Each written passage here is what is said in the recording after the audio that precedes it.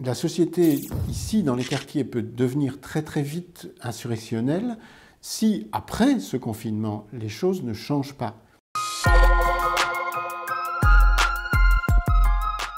Mais ces quartiers sont littéralement confinés depuis des années, avec des jeunes qui, par exemple, vivent le passage de l'école primaire à l'école secondaire, avec parfois, et je l'ai vécu, un CEB en poche réussi, et des jeunes parfois complètement illettrés, et même dans des cas extrêmes, complètement analphabètes. Ce qui n'est pas normal, c'est que rien ne soit mis en place pour que cette population puisse s'émanciper et petit à petit sortir de ces quartiers. Or, elle y reste, et l'école a un rôle fondamental à jouer là-dedans qu'elle ne joue plus, et qu'elle a quelque part, dans un certain nombre d'établissements, renoncé à jouer parce qu'elle est incapable de le jouer. Je ne suis pas en train de dire que les enseignants ne veulent pas le faire, hein. Je ne suis pas en train de dire qu'ils ne font pas leur boulot, je suis en train de dire qu'ils sont mis dans des situations qui rendent leur travail impossible. Si, je pense que les choses ont changé, je pense qu'elles ont très nettement empiré. Les ados avec lesquels je travaillais il y a une quinzaine d'années, quand je suis venu travailler à Bruxelles, étaient d'abord des ados qui avaient 15 ans ou plus, et qui étaient en rupture, je ne vais pas dire consciente, mais instinctive avec un système. Maintenant, nous avons des ados, je vais dire presque neurasthéniques. On n'a pas des ados qui sont en rupture par rapport à un système, on a des ados qui, passivement, continuent à aller à l'école, en grande majorité, mais sans trouver aucun sens à l'école. Il y a des ados qui passent leur scolarité dans les couloirs de l'école.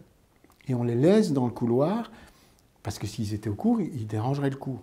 Tous les profs ne sont pas défaitistes et n'ont pas baissé les bras, mais je crois que de plus en plus de profs sont épuisés et doivent mettre des stratégies de survie en place.